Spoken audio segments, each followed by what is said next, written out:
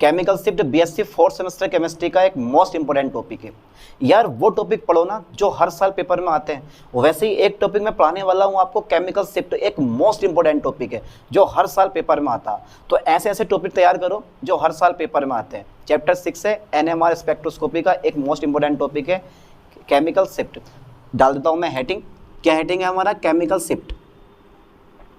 Chemical shift, ठीक है भाई।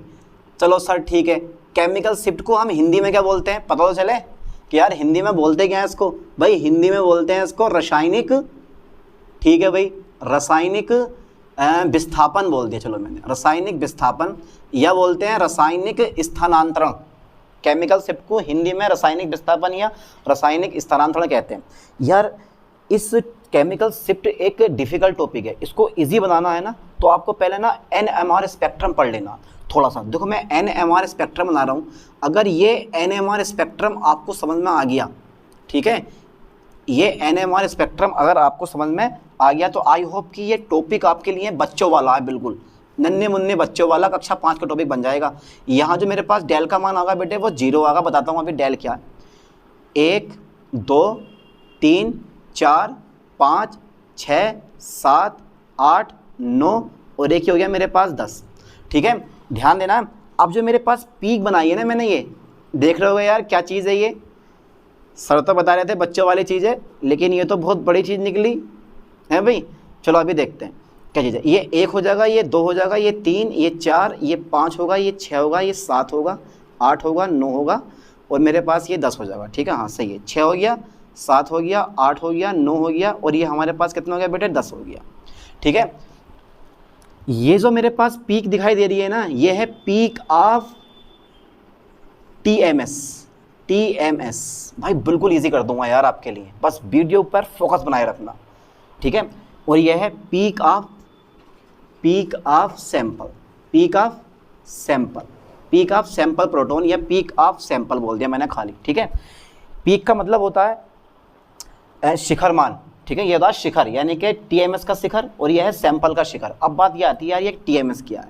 यार इस टीएमएस के बारे में अगर डिस्कस करें तो यार ये टीएमएस निकल कर क्या आता है वो चेक कर लेते हैं, ठीक है।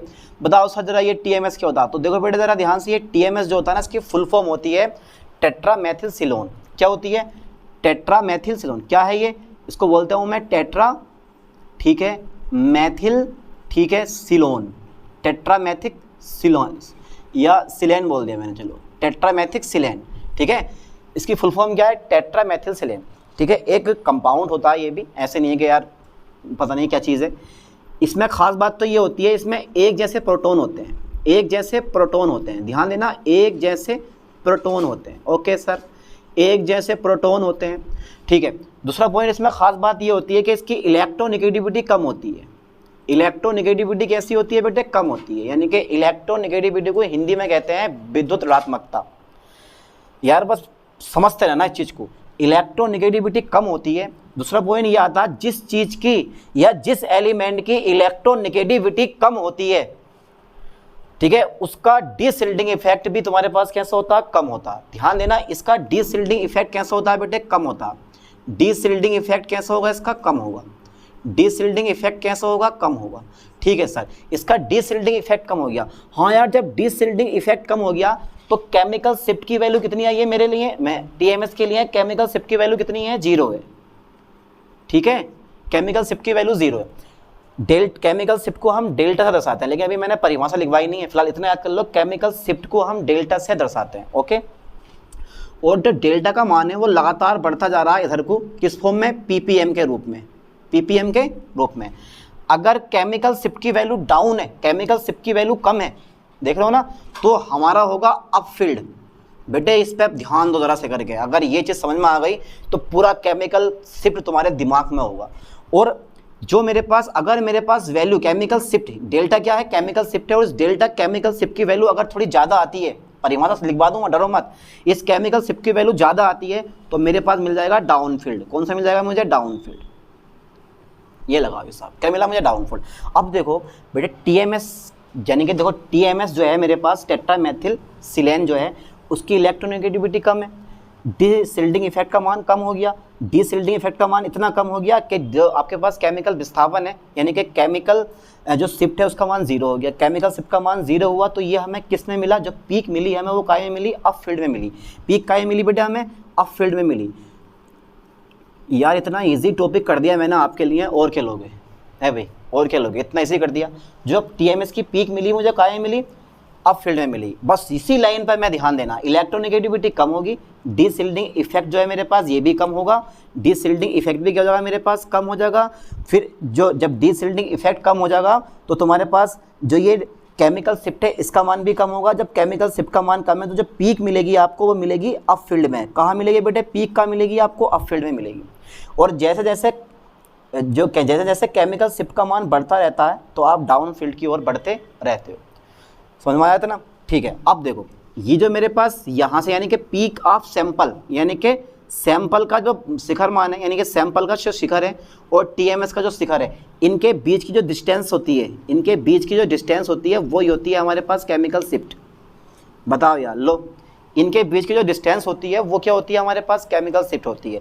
इंग्लिश में बोलेंगे इसको तो इंग्लिश में कहते हैं इसको तो separation between the peak of sample proton with respect to TMS proton is known as chemical shift। तो इसको इंग्लिश में परिभाषा है, मैं लेकिन इंग्लिश हिंदी दोनों में लिखवाऊंगा मैं, डरो मत। तो मेरे पास अगर मैं केमिकल शिफ्ट की परिभाषा निकालूं, केमिकल शिफ्ट की परिभाषा निकालूं, एक चीज़ और बता दूं तुम्हें मैं, देखिए मेरे पास TMS है, इस TMS सिग्नल को स्टैंडर्ड मानकर किसी भी प्रोटॉन के लिए केमिकल शिफ्ट का मान ज्ञात किया जा सकता है। ध्यान देना, किसको, इस TMS को स्टैंडर्ड मानकर यानी कि मानक मानकर किसी भी प्रोटॉन का केमिकल शिफ्ट का मान फाइंड किया जा सकता है। ध्यान देना, तो TMS जो होता है वो एक स्टैंडर्ड होता है जिसके रेफरेंस में यानी जिसके आधार पर हम किसी भी सिग्नल का पीक ज्ञात करेंगे या किसी भी सिग्नल के लिए केमिकल शिफ्ट का मान ज्ञात करेंगे। तो मेरे पास परिभाषा क्या आएगी, देखो पीक ऑफ TMS यानी कि पीक ऑफ सैंपल प्रोटॉन तथा पीक ऑफ TMS प्रोटॉन के बीच की डिस्टेंस के मान को हम क्या बोलते हैं, केमिकल शिफ्ट कहते हैं। यानी कि पीक ऑफ सैंपल, ठीक है sir, peak of sample, okay, peak of sample, ठीक है, तथा पीक ऑफ TMS यानी कि सैंपल प्रोटॉन कर दे रहा हूँ मैं, sample proton, peak of sample proton तथा पीक ऑफ TMS, ठीक है, TMS के बीच की दूरी, ध्यान देना, के बीच की दूरी के मान को हम क्या बोलते हैं बेटे, केमिकल शिफ्ट कहते हैं। कोई तो मैं ये परिभाषा नहीं लिखवागा, केमिकल शिफ्ट कहते हैं, केमिकल शिफ्ट कहते हैं। कोई आपको ये परिभाषा लिखवाने वाला नहीं है। पीक ऑफ सैंपल प्रोटॉन तथा पीक ऑफ TMS के बीच की डिस्टेंस के मान को हम क्या बोलते हैं, केमिकल शिफ्ट कहते हैं। और ये हमें जो मिला बेटे, ये क्या मिला हमें, NMR स्पेक्ट्रम मिला। क्या मिला, ये NMR स्पेक्ट्रम हमें मिलता है, ठीक है, स्पेक्ट्रम हमें ये मिला, ठीक है, क्या मिला हमें, ये NMR स्पेक्ट्रम। ध्यान देना, ये मेरे पास क्या है, NMR स्पेक्ट्रम है। तो पीक ऑफ सैंपल प्रोटॉन तथा पीक ऑफ TMS के बीच की दूरी के मान को हम क्या बोलते हैं, केमिकल शिफ्ट कहते हैं। अगर चाह रहे हो तो बेटे मैं इंग्लिश में भी लिख दूंगा इसको, और इंग्लिश में मैं कैसे लिखने वाला हूँ वो ध्यान देना, या मैं लिख दे रहा हूँ, देखो इंग्लिश में क्या बोलते हैं इसको, ध्यान देना। एक परिभाषा और आती है, दिस सेपरेशन, ठीक है, दिस सेपरेशन between, ठीक है, the peak of sample proton, ठीक है sir, sample proton, okay, with respect to,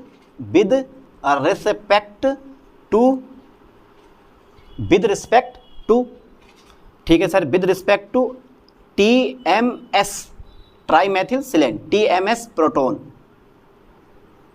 ठीक है, प्रोटॉन इज नोन एस, ठीक है, केमिकल शिफ्ट। लो साहब, मैंने इसको इंग्लिश में भी लिख दिया, अब दोनों में याद कर लो, डरो मत, घबराओ मत यार, मैं आपके साथ हूँ, ठीक है। तो इसको बोलते हैं इंग्लिश में peak off peak of sample proton तथा पीक ऑफ टीएमएस के बीच की दूरी के मान को हम केमिकल शिफ्ट कहते हैं। तो यहाँ से यहाँ तक की दूरी क्या हुई मेरे पास, केमिकल शिफ्ट हो गई। और केमिकल शिफ्ट को यहाँ तक का स्क्रीनशॉट ले लो, इसको मैं रेस करने वाला हूँ, ठीक है। ये बहुत काम की चीज़ है, याद कर लो, बिना इसके इस चीज़ को समझना बहुत भारी पड़ेगा आपको, ठीक है। ले लिया, आगे देखो जरा, ठीक है भाई। अब आगे देखो जरा, अब आगे जो पॉइंट मैं करवाने वाला हूँ उस पर फोकस करना ठीक से ज़रा, ठीक है सर। इतना तो हो गया कंप्लीट, आगे बताओ। तो केमिकल शिफ्ट को किसको मैं इसे शो करता हूँ मैं डेल्टा से, कैसे बेटे, इसे डेल्टा क्या बोलता हूँ इसको मैं डेल्टा, इसे डेल्टा से दर्शाते हैं, इसे डेल्टा से दर्शाते हैं। मैं सिर्फ काम की चीज़ लिखवाऊंगा, फालतू में एक चीज़ लिखवाने वाला नहीं हूँ ना, फालतू बताने वाला हूँ, जो काम की चीज़ है वही मैं लिखवाऊंगा। इसे डेल्टा से दर्शाते हैं, ओके, इसे डेल्टा से दर्शाते हैं। इसके बाद सर और भी, तो इसे पीपीएम में व्यक्त किया जाता है, काय में, इसे पीपीएम में व्यक्त किया जाता, व्यक्त किया जाता। हाँ सर, ठीक बताया आपने, इसे पीपीएम में व्यक्त किया जाता है। आगे बताओ सर, इसे डेल्टा से दर्शाते हैं, इसे पीपीएम में व्यक्त किया जाता है। और क्या होगा, ये डायमेंशन लेस होती है। क्या होती है बेटा, ये पीपीएम का मतलब होता है पार्ट्स पर मिलियन, याद कर लियो, पार्ट्स पर मिलियन, ध्यान देना, पार्ट्स पर मिलियन। अच्छा ये बताओ 1 मिलियन में कितने लाख होते हैं, अब फंस गए। 1 मिलियन में 10 लाख होते हैं, नॉर्मली बीएससी में पढ़ लो, पता होना चाहिए आपको कि पार्ट्स पर मिलियन। तो इसे हम पीपीएम में व्यक्त, यानी कि इसे पीपीएम में व्यक्त किया जाता है। इसे किसे, केमिकल शिफ्ट को पीपीएम में व्यक्त किया जाता है, याद कर लो ठीक से। तो फुल फॉर्म क्या होती है, पार्ट्स पर मिलियन, ठीक है। इसके बाद देखो जरा, इसके बाद देखो, यानी कि जो केमिकल शिफ्ट होती है यह डायमेंशन लेस होती है, ध्यान देना, डायमेंशन लेस होती है, ठीक है, डायमेंशन लेस होती है, डायमेंशन लेस होती है, इसकी कोई डायमेंशन नहीं होती है, डायमेंशन लेस होती है, ओके सर। और एक खास बात और, टीएमएस के लिए ध्यान देना, टीएमएस के लिए जो केमिकल शिफ्ट का मान होता है वो कितना होता है, 0 होता है। मैं लिखा रहा हूँ, देखो टीएमएस के लिए जो केमिकल शिफ्ट की वैल्यू आती है, केमिकल शिफ्ट की जो वैल्यू आती है, केमिकल शिफ्ट की जो वैल्यू आती है, केमिकल शिफ्ट का जो वैल्यू आती है कि वैल्यू वो कितनी होती है बेटे, वो 0 होती है, यानी कि शून्य होती है, शून्य होती है, चलो शून्य होती है। यानी कि टीएमएस के लिए जो डेल्टा का मान आता है वो कितना आता है बेटे, 0 आता है, ठीक है सर। यहाँ तक क्लियर हुआ आपका। अब देखो मेजर कैसे करना होता है, कुछ नहीं करना है, यानी कि टीएमएस के पीक से, टीएमएस के पीक से सैंपल के पीक, टीएमएस के पीक से सैंपल के बीच की दूरी को फाइंड कर लो, ठीक है, यानी कि मेज़र कर लो। मेज़र करने के बाद उसका मान ज्ञात कर लो, ज्ञात करने के बाद जो वैल्यू आ गई वो हमारे पास क्या होगी, केमिकल शिफ्ट होगी। पर मैं इस लाइन को लिखवाने वाला नहीं हूँ, या मैं लिखवा देता हूँ, चलो इस लाइन को भी, कि टीएमएस के पीक से सैंपल के पीक तक की दूरी मेज़र करते हैं। मेज़र करने के बाद इसका मान फाइंड करते हैं, और जो मान होगा वो क्या होगा, तुम्हारे पास केमिकल शिफ्ट होगी, ठीक है। मैं लिखवा दूँ इस लाइन को, चलो मैं ये लाइन भी लिखवा दे रहा हूँ। देखो टीएमएस के पीक से, कहाँ से बेटे, टीएमएस के पीक से, कैसे, टीएमएस के पीक से, ठीक है। और कहाँ तक, टीएमएस के पीक से सैंपल प्रोटॉन के पीक, सैंपल प्रोटॉन के पीक तक की दूरी क्या करते हैं, मेज़र करते हैं। की दूरी क्या कर लेते हैं बेटे, मेज़र करते हैं। जो वैल्यू आती है वह केमिकल शिफ्ट होती है, केमिकल शिफ्ट का मान होता है,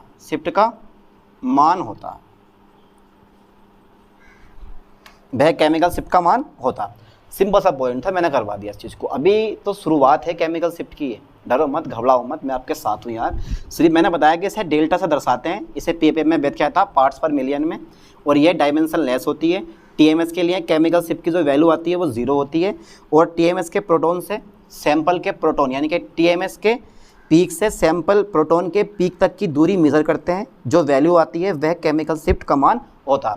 अब बताओ यार, इतनी ईजी लैंग्वेज मैंने करवा दी, और इस ईजी लैंग्वेज में इस टॉपिक को समझना बहुत ईजी हो जाएगा आपके लिए, ठीक है। तो यहाँ तक का स्क्रीनशॉट लें, इसके बाद देखते हैं केमिकल शिफ्ट निकालने का फॉर्मूला क्या आता है, ओके।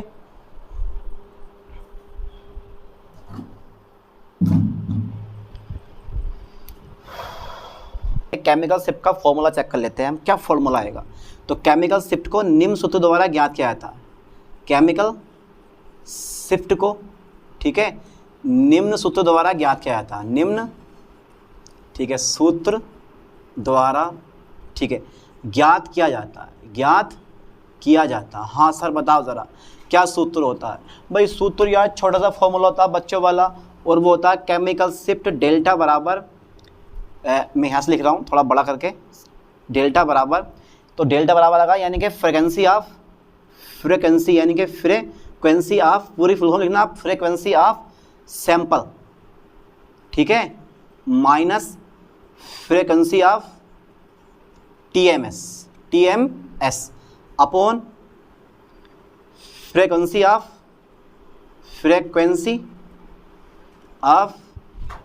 इंस्ट्रूमेंट,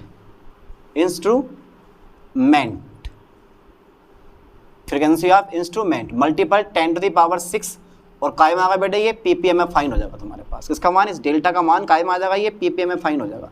ध्यान देना इस लाइन पे, बहुत ही ज़बरदस्त लाइन है, इसको समझो यार आप ठीक से मेहनत करके समझो इस चीज़ को।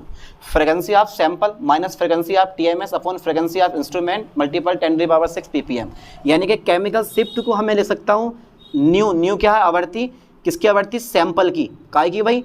सैंपल की आवृत्ति, ठीक है, ध्यान देना, माइनस न्यू किसकी आवृत्ति? टीएमएस की आवृत्ति, अपॉन न्यू, और यह किसकी आई आवृत्ति जरा बताना मुझे? इंस्ट्रूमेंट की, किसकी आई है बेटे? इंस्ट्रूमेंट की आवृत्ति। बस सिंपल सी बात है यार, मल्टीपल 10⁻⁶, इसको आप ऐसे भी ले सकते हो, या ले सकते हो observed shift by TMS, observed shift from TMS upon लिख सकते हो आप इंस्ट्रूमेंट, जिसको हम हिंदी में कहते हैं स्पेक्ट्रोमीटर की आवृत्ति, स्पेक्ट्रोमीटर की आवृत्ति गुणा 10⁻⁶। तो कई फॉर्मूले इसके बन जाते हैं, लेकिन फिलहाल ये सबसे मेन फॉर्मूला है, इसी फॉर्मूले से करेंगे आगे हम न्यूमेरिकल सोल्व, ठीक है। और ये फॉर्मूला बढ़िया करके करो, दिमाग में फंसाओ इस फॉर्मूले को। क्या मेरे पास? केमिकल शिफ्ट बराबर सैंपल की आवृत्ति माइनस टीएमएस की आवृत्ति अपॉन स्पेक्ट्रोमीटर जो हमारे पास इसको नापने वाला होगा उसकी आवृत्ति गुणा 10⁻⁶, और भी कायम आएगी, पीपीएम आएगी। हो जाएगा इतना कवर? बोलो याद कर लोगे इतना? घबराहट तो ना हो रही है आप लोगों को इसे देख के? बिल्कुल इजी टॉपिक है यार, समझ जाओ। अच्छा इसको देखो, इसको निकालने के लिए छोटा सा एग्जांपल दूं, ठीक है, तो मैं दे रहा हूँ, देखो सैंपल प्रोटॉन की जो आवृत्ति है ना, चलो मैं एग्जांपल लिख रहा हूँ छोटा सा, जैसे देखो, जैसे इसको एक निकालने का हल बताऊँ तुम्हें, ठीक है, जैसे देखो, जैसे देखो कैसे निकाली जाती है केमिकल शिफ्ट। मैंने मान लिया कि भाई मेरे पास है एक सैंपल प्रोटॉन, तो सैंपल प्रोटॉन की जो आवृत्ति है टीएमएस के सापेक्ष, यानी कि सैंपल प्रोटॉन की आवृत्ति, ध्यान देना बेटे, सैंपल प्रोटॉन की जो आवृत्ति आई है सैंपल प्रोटॉन की टीएमएस के सापेक्ष, टीएमएस सिग्नल के सापेक्ष, टीएमएस सिग्नल के सापेक्ष जो मेरे पास आवृत्ति आई है, सिग्नल के सापेक्ष जो मेरे पास आवृत्ति है वो है बेटे कितनी? 120 हर्ट्ज है। कितनी है? 120 हर्ट्ज। ये सब हर्ट्ज में आएंगी, ये सब काय में आएंगे बेटे? एसजेड में आएंगे, हर्ट्ज में 120 हर्ट्ज तथा एनएमआर मशीन, एमआर मशीन की जो आवृत्ति है वो है बेटे मेरे पास कितनी? 60 × 10⁶ हर्ट्ज है। तब देखो, तब केमिकल शिफ्ट का मान निकालना है आपको, तो कुछ नहीं करना है, अपना जो मेरे पास सैंपल प्रोटॉन की जो आई है ना टीएमएस सिग्नल के सापेक्ष आवृत्ति वो आई है 120। कितनी आई है? 120, यानी कि मैंने सब कुछ घटा के जैसे भी करके निकाला हो तो वो 120 निकाल दिया। और है कितनी मेरे पास? जो एनएमआर मशीन है, ये एनएमआर मशीन जो है ना ये इंस्ट्रूमेंट हो गया आपका। इस इंस्ट्रूमेंट के बढ़ती आई है कितनी? मैंने हमारी है 60 × 10⁶, ठीक है, और गुणा में कितना मेरे पास? 10⁶ हो गया। तो अब मेरे पास देखो, तो 60 × 10⁶ तो 10⁶ कट जाएगा, और 60 दूनी कितना जाएगा तुम्हारे पास? 120 आ जाएगा। तो यह आ जाएगा मेरे पास डेल्टा बराबर 2 ppm। ये मेरे पास केमिकल शिफ्ट की वैल्यू आ गई, ये मेरे पास केमिकल शिफ्ट की वैल्यू आ गई है ना। अब केमिकल शिफ्ट को आप 2 स्केल द्वारा व्यक्त कर सकते हो, ध्यान देना, केमिकल शिफ्ट को 2 स्केल द्वारा व्यक्त किया जा सकता है। केमिकल शिफ्ट को, काय को? केमिकल शिफ्ट को, ठीक है, 2 स्केल द्वारा, 2 स्केल द्वारा, ठीक है, केमिकल शिफ्ट को 2 स्केल द्वारा व्यक्त किया जा सकता है, व्यक्त किया जा सकता है, किया जा सकता है। और यार वो कौन कौन से होंगे सर, जरा बताओ मुझे कि केमिकल शिफ्ट को 2 स्केल द्वारा व्यक्त कर रहे हो आप, कौन कौन सी स्केल होंगी? पहली जो स्केल होती है वो होती है डेल्टा स्केल। कौन सी होती है मेरे लाल? डेल्टा स्केल होती है वो, यानी कि डेल्टा स्केल होती है जो कि मैन है।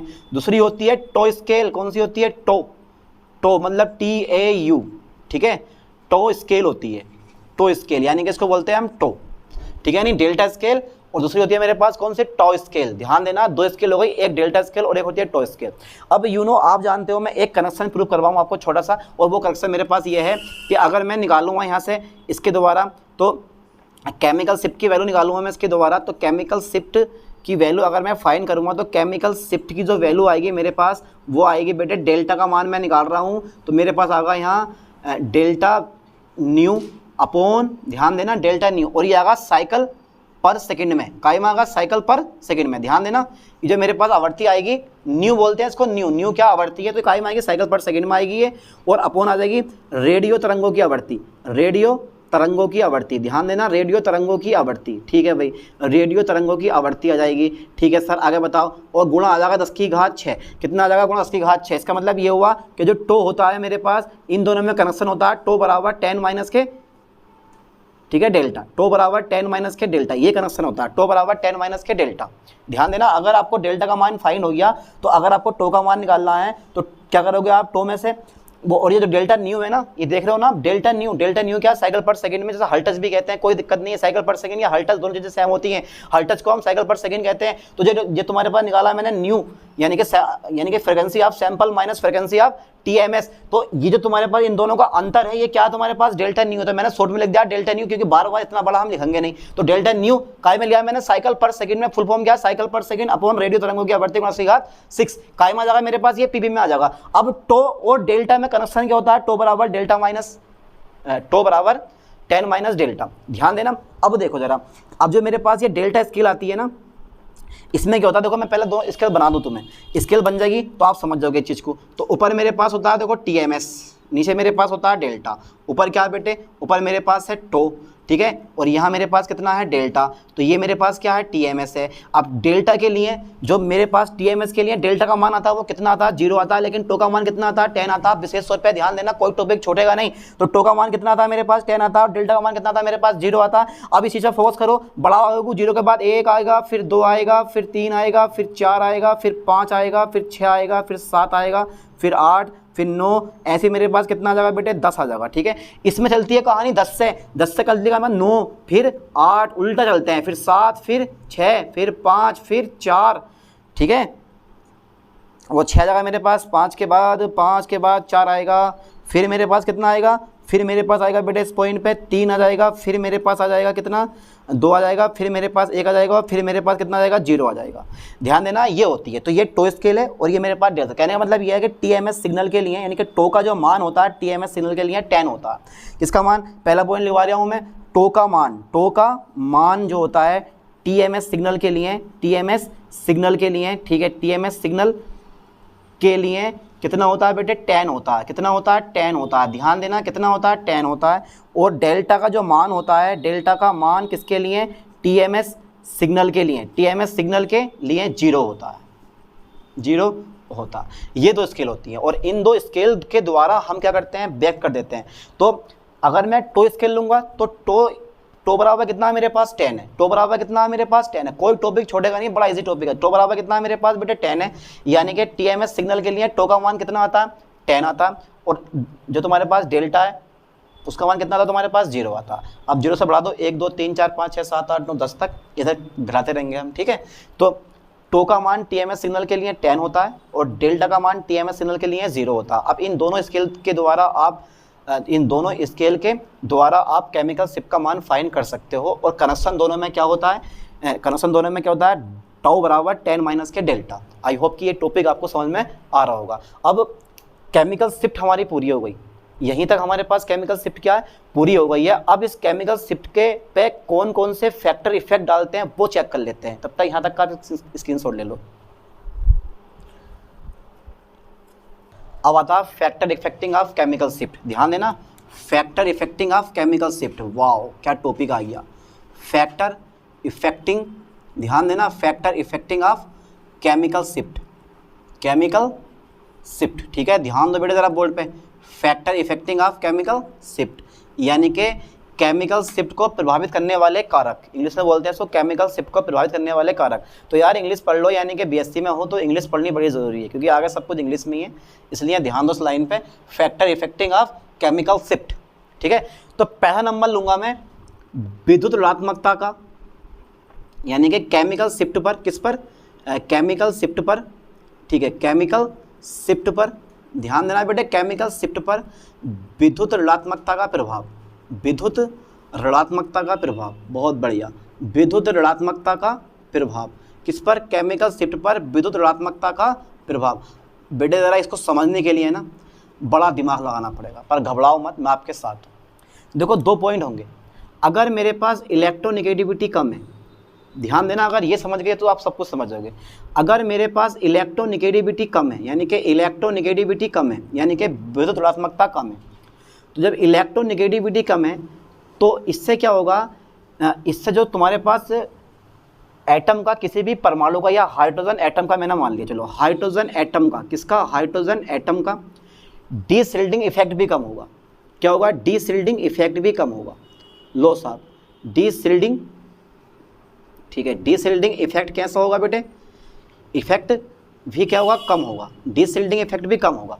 अब जब डीशिल्डिंग इफेक्ट कम होगा तो तुम्हें पता है कि केमिकल शिफ्ट का मान कैसा हो जाएगा, केमिकल शिफ्ट मतलब डेल्टा का मान कैसा हो जाएगा, कम हो जाएगा, डेल्टा का मान भी कैसा हो जाएगा, कम हो जाएगा। ध्यान देना, अगर इलेक्ट्रोनिगेटिविटी कम है तो हाइड्रोजन एटम का डीशिल्डिंग इफेक्ट कम हो जाएगा, हाइड्रोजन एटम का डीशिल्डिंग इफेक्ट कैसा हो जाएगा, कम हो जाएगा। जब हाइड्रोजन एटम का डीशिल्डिंग इफेक्ट कम हुआ तो डेल का मान, यानी कि केमिकल शिफ्ट भी कम हो जाएगी। जैसे केमिकल शिफ्ट का मान कम हुआ तो तुम्हें पता है, मैंने स्केल बना दी है स्टार्टिंग में ही, तो जब केमिकल शिफ्ट का मान कम हुआ तो हमें क्या मिलेगा, अप फील्ड मिलेगा। क्या मिलेगा हमें बेटे, अप फील्ड मिलेगा, यानी कि अप फील्ड में जो आपको पीक मिलेगा ना, सिग्नल का जो पीक मिलेगा वो कहाँ मिलेगा आपको, अप फील्ड में मिलेगा। कहाँ मिलेगा आपको,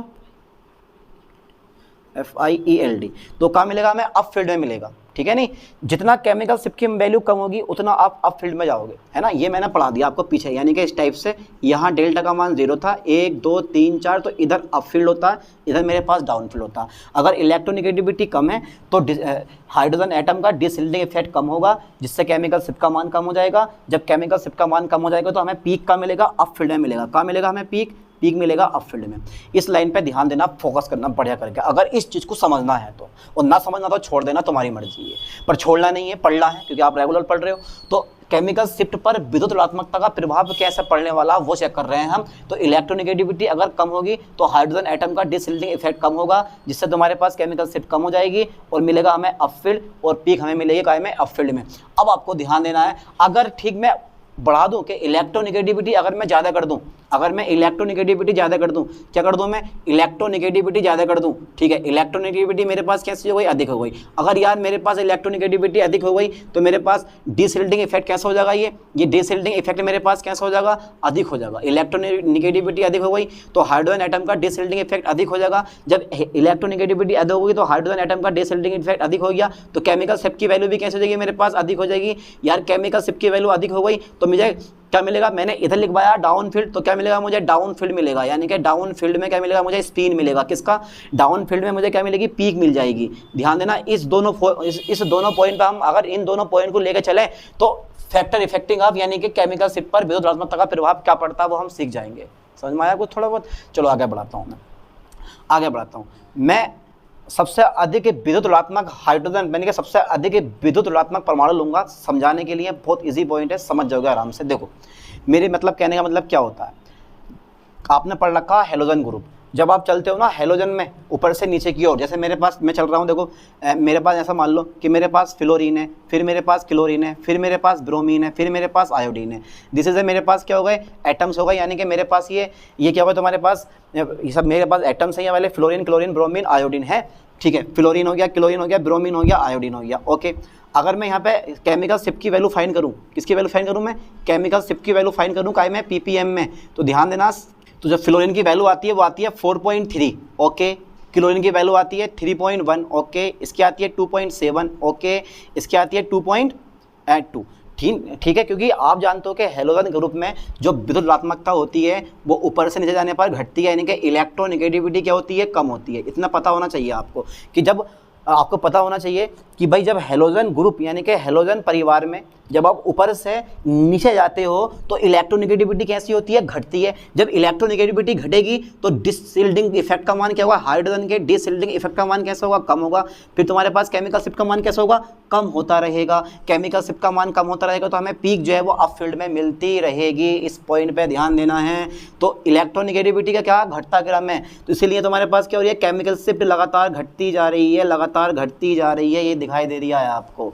कहने का मतलब ये है कि भाई, कहने का मतलब यहाँ पर ये होता है कि हेलोजन एटम यानी कि विद्युत हेलोजन एटम की विद्युत ऋणात्मकता घटने पर, किसकी, हेलोजन एटम की, काय की भाई, हेलोजन एटम की, ठीक है, हेलोजन एटम्स की, हेलोजन एटम्स की विद्युत ऋणात्मकता घटने पर, क्या घटने पर, विद्युत ऋणात्मकता घटने पर, ठीक है सर, विद्युत ऋणात्मकता क्या होने पर, घटने पर। सर हमें तो पता ही नहीं था कुछ कि विद्युत ऋणात्मकता घटने पर, किसकी, हेलोजन एटम की विद्युत ऋणात्मकता घटने पर, ठीक है, घटने पर क्या होता है, विद्युत ऋणात्मकता घटने पर हाइड्रोजन एटम का, किसका, हाइड्रोजन एटम का जो शिल्डिंग इफेक्ट है, कौन सा, डिशिल्डिंग इफेक्ट है।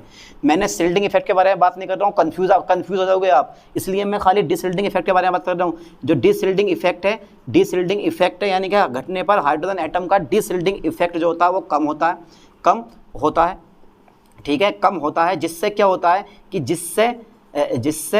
जिससे केमिकल शिफ्ट यानी कि डेल्टा का मान क्या हो जाता है, तुम्हारे पास का मान कम हो जाता है, ओके, कम हो जाता है, ठीक है भाई। जब डेल्टा का मान कम हो जाता है, भाई मेरे पास डेल्टा का मान कम हो गया तो मुझे क्या मिलता है, डेल्टा का मान कम हो जाता है तथा पीक जो होती है बेटे वो अप फील्ड में प्राप्त होती है। पीक जो होती है वो अप फील्ड में प्राप्त होती है। देखो शुरू से पढ़ना पड़ेगा कि अप फील्ड में प्राप्त होती है। बताओ यार कितना इजी टॉपिक है, कितना सिंपल सा टॉपिक है, ठीक है। तो अब देखो एग्जाम्पल तौर पर मैं तुम्हें समझाऊँ एक चीज़ मैं तुम्हें ये समझा रहा हूँ कि मेरे पास ये है मैथ, यानी कि एक मेरे पास Cl ये लगा हुआ है, ये हाइड्रोजन है, ये मेरे पास क्या, हाइड्रोजन है, ये मेरे पास हाइड्रोजन है। ऐसे मेरे पास ये वाला H है, चलो ये मेरे पास H है, ध्यान देना, ये C है, ये मेरे पास H है, ये मेरे पास H है, ये मेरे पास है Br, इसका नाम है ब्रोमोमेथिन, इसका नाम है क्लोरोमेथिन, या फिर ये इसका नाम बोल दो मेथिल क्लोराइड, या फिर इसको बोल दो मेथिल ब्रोमाइड। अब देखो इस ब्रोमाइड को हटा के ना मैं F ले रहा हूँ, फ्लोरीन कर दे रहा हूँ। अब फ्लोरीन की इलेक्ट्रोनेगेटिविटी बहुत ज़्यादा होती है, फ्लोरीन की इलेक्ट्रोनेगेटिविटी कैसी होती है, बहुत ज़्यादा होती है।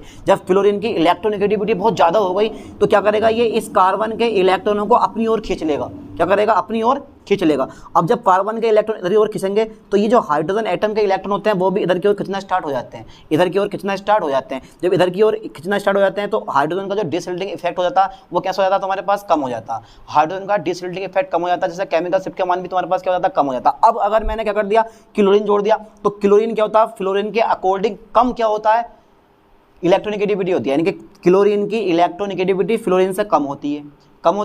जब कम होती है तो यानी कि जो क्लोरीन है वो इस कार्बन के इलेक्ट्रॉनों को खींचेगा पर कम खींचेगा, ठीक है। इससे क्या होगा, जब कम खींचेगा तो जो हाइड्रोजन एटम का जो डिसल्टिंग इफेक्ट होगा वो थोड़ा बढ़ेगा, कम नहीं होगा, वो थोड़ा बढ़ जाएगा, यानी कि इससे ज़्यादा हो जाएगा, ठीक है, थोड़ा सा ज़्यादा हो जाएगा। जब ज़्यादा हो जाएगा तो सिंपल सी बात है, जब थोड़ा सा ज़्यादा हो गया, ध्यान देना, जब ज़्यादा हो गया, ज़्यादा होने पर क्या होगा, डेल का मान जो होगा वो तुम्हारा बढ़ जाएगा। जब डेल का मान बढ़ जाएगा तो हमें जो पीक मिलेगी वो कैसे मिलेगी, डाउन फील्ड में मिलेगी। एक बार और ध्यान देना, ये मेरे पास फ्लोरीन है, इसकी इलेक्ट्रोनेगेटिविटी अधिक होती है, फ्लोरीन की इलेक्ट्रोनेगेटिविटी अधिक होती है, तो ये कार्बन के इलेक्ट्रॉनों को अपनी ओर खींच लेता।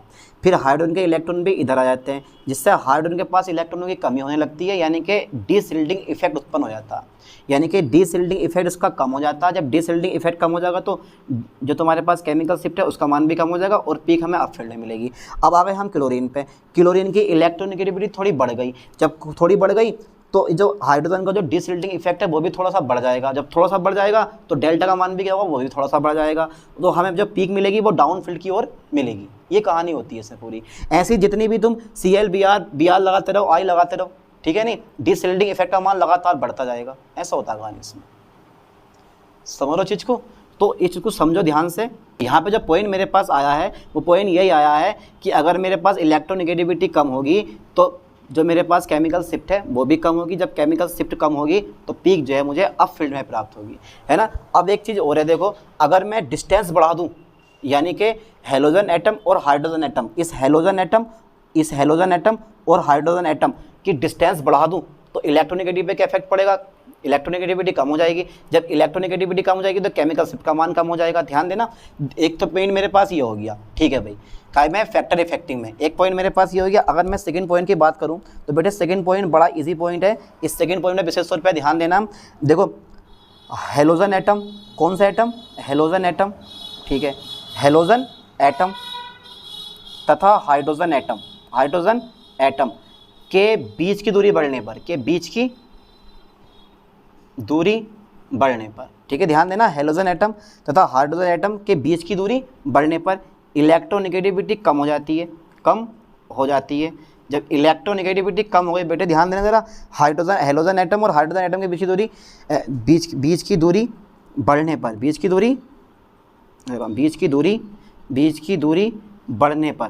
दूरी बढ़ने पर इलेक्ट्रोनेगेटिविटी कम हो जाती है, कम हो जाती है, जिससे केमिकल शिफ्ट का मान भी क्या होता, का मान भी कम हो जाता है। तो यार ऐसे ऐसे पॉइंट पढ़ो, कितना इजी पॉइंट है। तो ये कहानी आती है तुम्हारे पास केमिकल शिफ्ट की, ठीक है, तो factor affecting of chemical shift. अब एक पॉइंट मेरे पास और पूछा जाता है, और वो पॉइंट मेरे पास ये होता है, अगर मैंने यहाँ से काई की संख्या बढ़ा दी, इस बेटे फ्लोरीन यानी कि एक हेलोजन एटम और बढ़ा दिया, यानी कि हेलोजन एटम की संख्या बढ़ा दी। तो जब मैंने हेलोजन एटम की संख्या बढ़ा दी तो मेरे पास इस समय जो होगा ना, डीसिल्डिंग इफेक्ट वो बढ़ जाएगा। क्या होगा मेरे पास, दोनों के दोनों फ्लोरीन एटम जो है मिलके इसको क्या करेंगे, इनके इलेक्ट्रॉनों को खींचेंगे, तो डीसिल्डिंग इफेक्ट बढ़ जाएगा। जब डीसिल्डिंग इफेक्ट बढ़ेगा, ठीक है, तो केमिकल शिफ्ट का मान ही बढ़ेगा, जिससे पीक जो होती है वो डाउन फील्ड की ओर जाने लगती है। मैं इस लाइन को लिखवाने वाला हूँ बाद में, पहले यहाँ तक करना। आप क्या करोगे बेटे, स्क्रीनशॉट ले लो, ठीक है, जल्दी लो, फास्ट। तो अब देख लेते हैं इसका सेकंड नंबर कि पाई बॉन्ड का केमिकल शिफ्ट पे क्या इफेक्ट पड़ता है। चलो साहब, सेकंड नंबर आ गया मेरे पास, हाँ सब सेकंड नंबर आ गया, काय पर, केमिकल शिफ्ट पर, केमिकल शिफ्ट पर पाई बॉन्ड का क्या इफेक्ट पड़ता है। केमिकल शिफ्ट पर पाई बॉन्ड का इफेक्ट देख लेते हैं क्या पड़ेगा। भैया याद कर लो, क्या याद कर लो कि पाई इलेक्ट्रॉन जो होते हैं वो हाइड्रोजन एटम के डिसशिल्डिंग इफेक्ट को अधिक कर देते हैं। जब डिसशिल्डिंग इफेक्ट अधिक हो गया, तो मैंने आपको पहले बता दिया कि डिसशिल्डिंग इफेक्ट अधिक होने पर